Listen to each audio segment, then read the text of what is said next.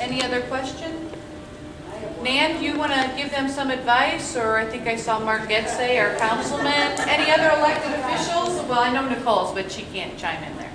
Any other elected officials you want to ask a question, or? I guess, gosh, ask a candidate to that. Well, anyway, I live in Westlake, so welcome to Westlake. I was here when this building was built, served on city council and school board, and now I'm at the State House, and I'm on the ballot this November again for re-election. But, I know all of you up there are working hard. We just came back from going door to door. We had a great walk. There's a lot of support out there for conservatism and wanting to, want to know you're going to be honest. They want to know that, you're going to do the right things when you're elected. So I'm not sure what question I would have, only to keep connecting with your constituents. And, Put in the work. They want to hear from you. That's about the best I could give you. Mary had a question? I have a question that I'd like to ask any and all of you. And that is, what specific ways can you suggest to get government out of the way of businesses large and small in Cuyahoga County? Well, we started on both ends, so maybe this time we'll start in the middle. Nicole, why don't you begin? Thank you. I have a unique vantage point regarding getting government out of the way of businesses and making, and once government gets out of the way, then businesses can actually flourish. And really that's what it's all about. Currently in North Olmsted, I'm the chairperson of the Building, Zoning, and Development Committee, which basically means that when a business wants to make changes or a business wants to locate in North Olmsted, they come before our committee and they work with the city to make sure that they're following the city's codes and standards that we have set forward, and we also work with them to make sure that they can flourish in our city. And I think that one thing I would really like to see implemented is a regional business plan to go forward for each area of our county, to set up that plan. And basically what that is to have businesses with like resources, who need people who need employees who have a strong suit in a certain thing, for example, the healthcare sector, have them congregate and form in the same area of our county so we can move forward. So once again, making sure government has a role to play, we can set up the standards and foundation, and then have government step away and let business flourish. Right.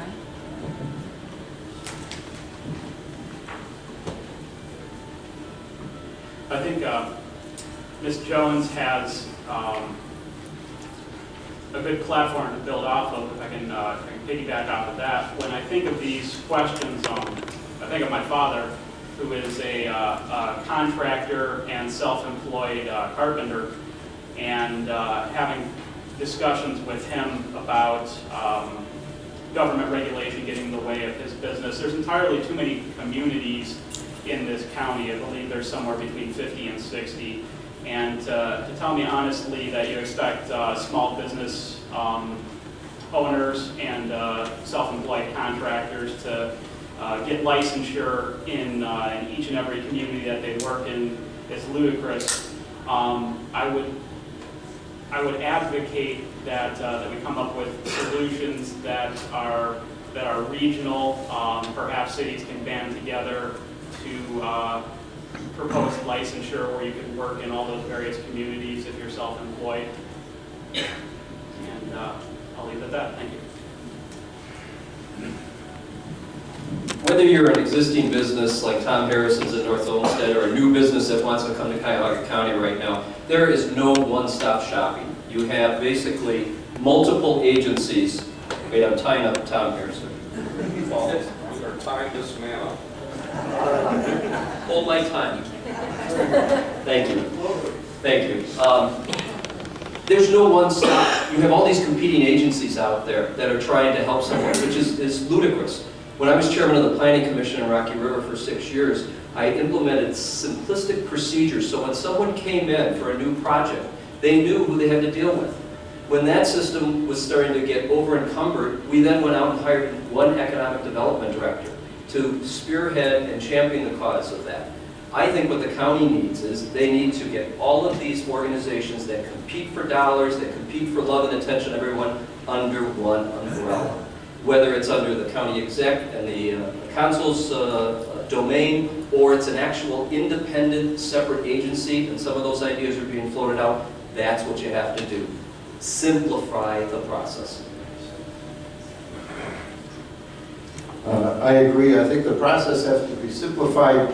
But we're now kind of in the area where the county executive is supposed to be the leader of our community in terms of making proposals to various organizations, bringing leaders into town. But the rules have to be understood. The rules that are available in Westlake have to be the same rules that somebody goes to Strongsville or Mayfield Heights. They need to know that when they brought someone into our county, and they want their jobs, and they want their business, and therefore their tax structure, they need to know what the rules are.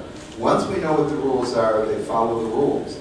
The government doesn't get totally out of the way, because then we have to make sure that they follow the rules once they get started. So that's also a part of the process for me. Thank you.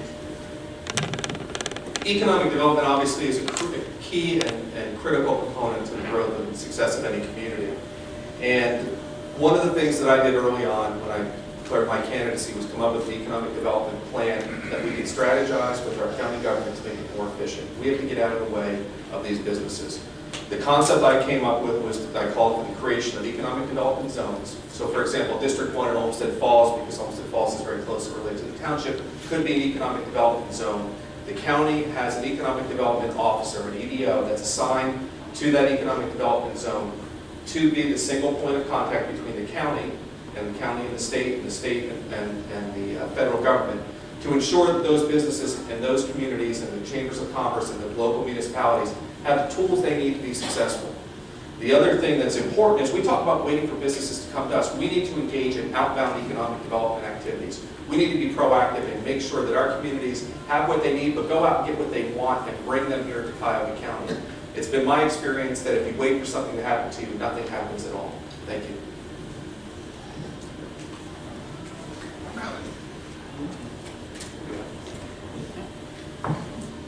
I think that one thing we got to be careful of, is talking about centralizing agency and so forth. Is we don't end up in the same pot of having too much power in one person's hand. And as we have seen, power corrupts, and absolute power corrupts absolutely.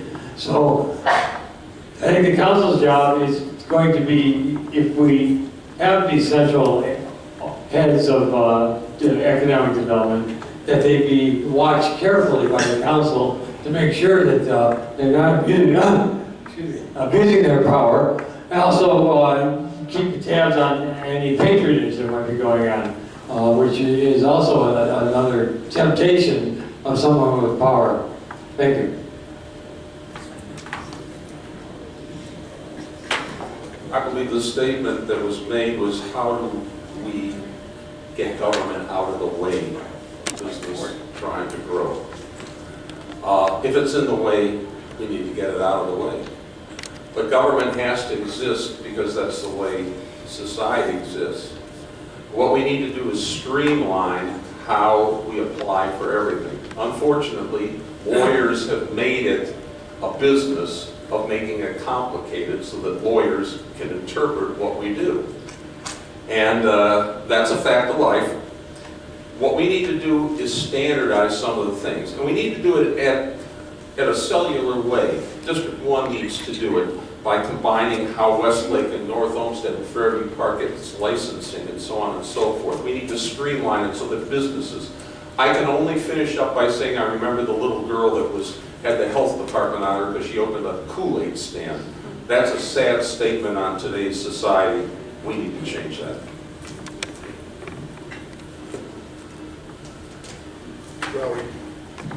Well, we need to remember foremost that government doesn't create jobs. Government does oftentimes impede jobs. So what we need to do as council people is we need to review and look at every federal, state, and city regulation and understand them thoroughly and clear a path for business so we understand it. That a subcommittee of the council understands it, not hiring a lawyer, not hiring an outside consultant, throw more tax dollars away. You're electing supposedly some smart people. Well, the smart people got to get together in a room, get through these regulations in a federal, state, and city, and plan a path for business. In the U.S. Army, we employ pathfinders, and they are the advanced troops that go in and lead the way for the attack forces to come in behind them. And if elected, I want to be a pathfinder for business. Thank you. Well, I think we just about beat this one to death, didn't we? Let's stop being number 9. Poor Pete, he's number 10. There's a lot of you. I don't know what we're going to keep going up with. Quick question, though, Mary, but when you said, how can government get out of the way of business? Interesting, I'm in a small business. I mean, I don't run General Motors, but the biggest way the government's in our business is taxes. They've been a tax for everything. Every time we turn around, there's more reporting and more taxes. So how can they that's, unfortunately, they're never going to get out of the way. They're going to keep putting the taxes there. So what can our new county government do to maybe not get out of the way, but maybe be helped? There's going to be a new economic development director. Maybe, I think that the council should get together and talk about these issues. I mean, if the taxes are there, what can we do to create a climate for ongoing businesses of health and also create a climate of prosperity for new businesses coming to the area? And it's all in place. I mean, there's a board of economic development, probably in every city in District 1. But it's fragmented. Nobody seems to work together, and I think the new county government, the director of economic development, will be challenged to do just that, make businesses, make the county business friendly. Sorry, Pete. Stole the thunder.